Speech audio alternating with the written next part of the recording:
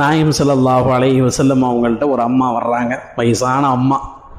ரசூலுல்லாஹ்ட்ட சொல்கிறாங்க, யா ரசூலுல்லாஹ், அல்லாஹ்ட்ட எனக்கு சொர்க்கம் கிடைக்கணும்னு துவா செய்யுங்க அப்படிங்கிறாங்க.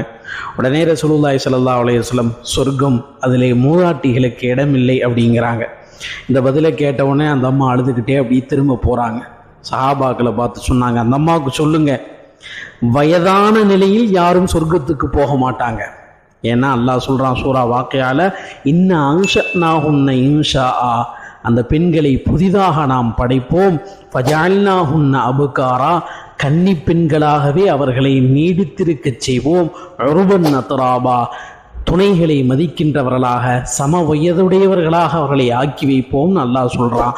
எந்த வயசில் மூத்தா போனாலும் அல்லாஹு தாலா கன்னிப்பெண்ணுடைய வயதை மூதாட்டிகளுக்கு கொடுத்துருவான்னு அந்த அம்மாட்ட சொல்லுங்க அப்படின்னு ரசூலுல்லாஹி ஸல்லல்லாஹு அலைஹி வஸல்லம் சொன்னாங்க.